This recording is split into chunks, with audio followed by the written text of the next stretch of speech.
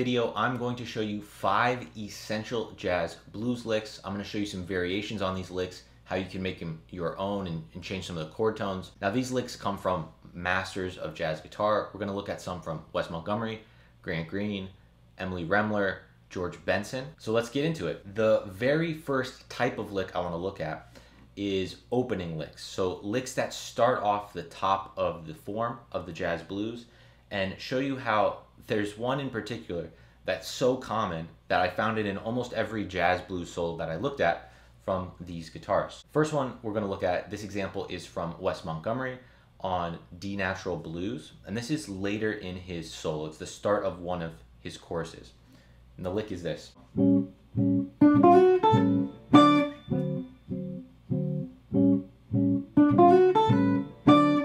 So let's break down the lick here a little bit. I'm using my thumb because it's a Wes Montgomery lick, and obviously he ends with that octave. So we're starting on the root, we slide into the third, F sharp, hit the fifth. So one really key principle when you're trying to transition from playing just blues as a blues player with pentatonic licks to a jazz blues player is really approaching the changes, meaning the notes that outline the chord. In this case, D7, we have a D, an F sharp, and an A.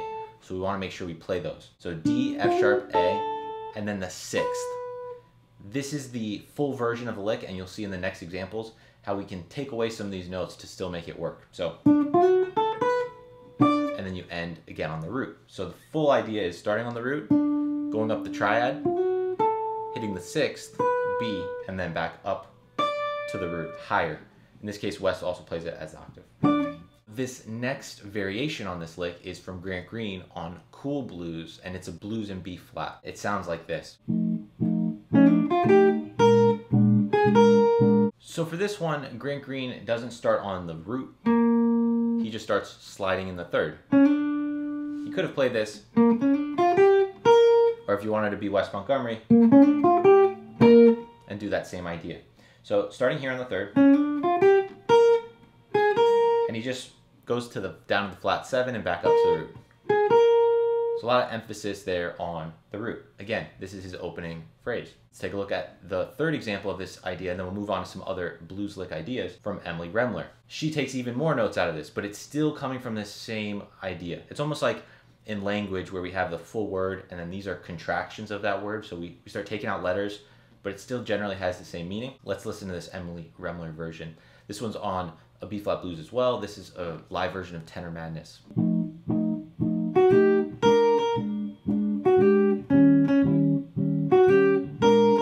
So very simple idea. Again, now instead of going from the third to the fifth to the sixth, she just starts sliding in from the sixth to that.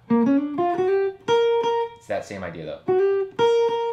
What's interesting here and why I kept the lick going is you can see how that's a good launching point for building a simple melodic idea at the beginning of your solo. She plays it again.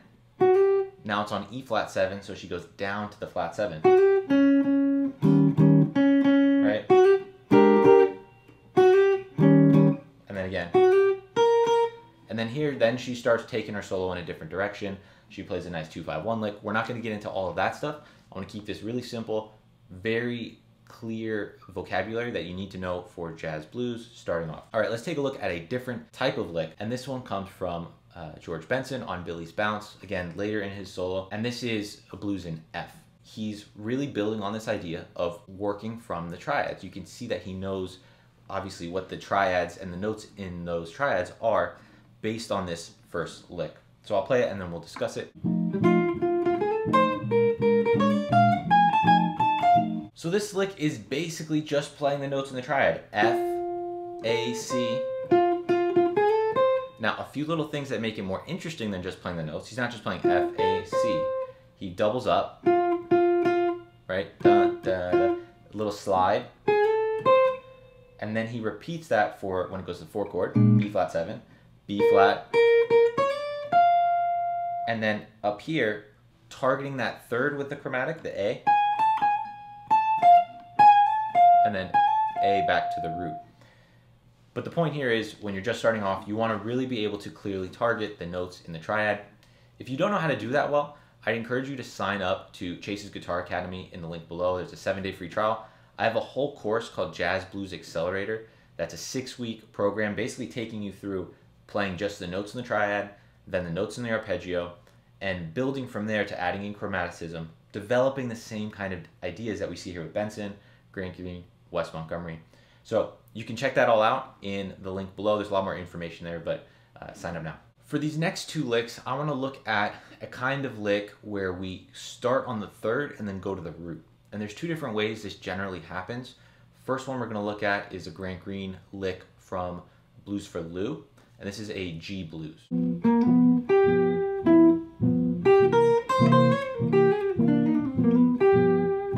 So what's really common here, the essential part of this idea that I want you guys to get, is you slide into the 3rd of the chord. So in this case, B over G7, B is the 3rd. Slide into that and go up a 6 to the root.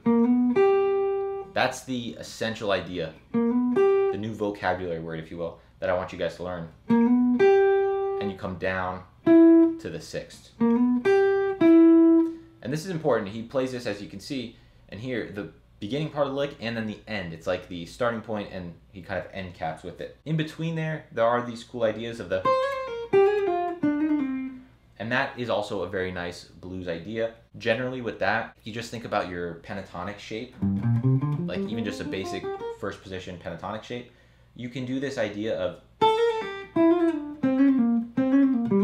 like say we're starting here on this C. You basically start within that pentatonic shape, slide up and down, and then pull off to the last note on that string within your pentatonic position.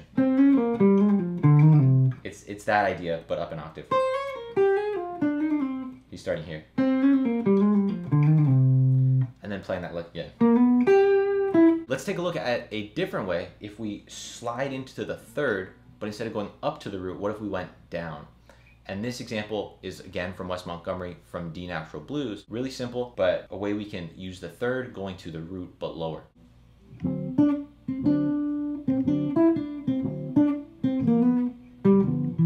So this is the opening phrase of his solo on D Natural Blues. In the beginning, just the D7, just really going between the root and down to the flat 7.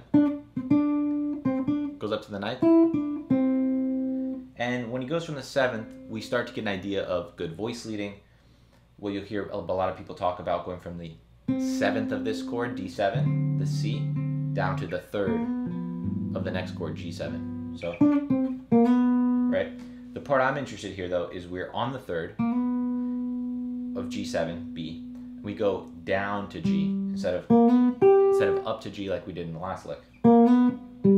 So 3rd, root, 5th, again playing from the triad, going up now to end on the flat 7.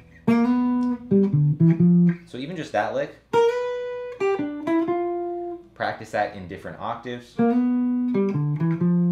practice it on different chords. So you learn it on G7, well, what about for F7? Right, so here, here, right? Or here.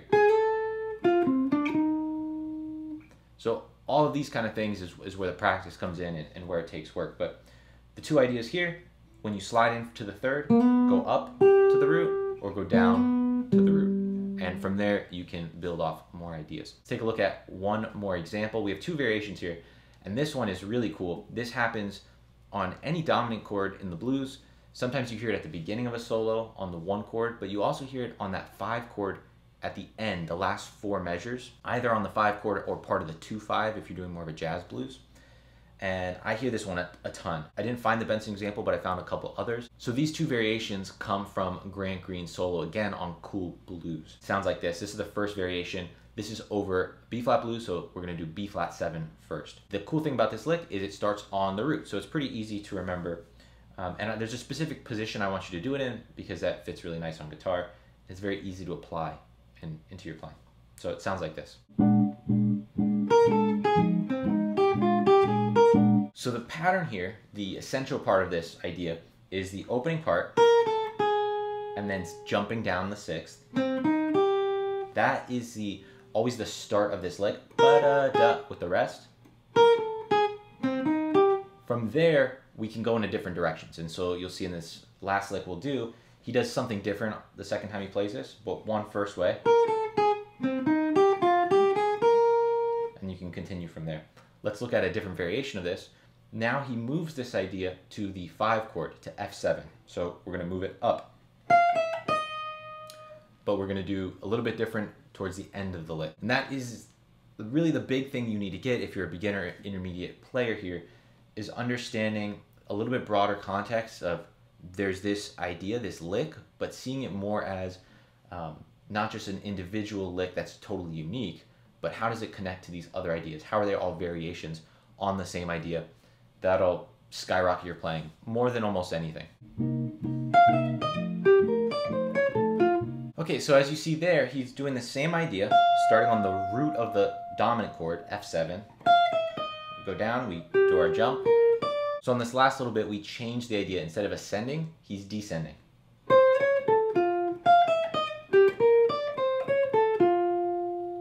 And that sounds good over this 5 chord portion. So hopefully that is helpful to you guys. Again, if you're interested, check out the link below to sign up for a free trial for Chase's Guitar Academy. The pricing currently is at $50 a month, but it is going to double very soon because I'm adding in artist courses from Dan Wilson and John Story, and obviously to pay those guys, we're gonna bump up the price. It also makes it more in line with what other online communities are charging for that, and I think I offer something really great and special. We got 60+ members. It's awesome. You can check out testimonials and all of that. All the details are there, or send me a message or email below. So thanks guys for tuning in. I'll see you guys in the next lesson. Oh, you can also get the free PDF for this in the free community in the link below. See you guys in the next one.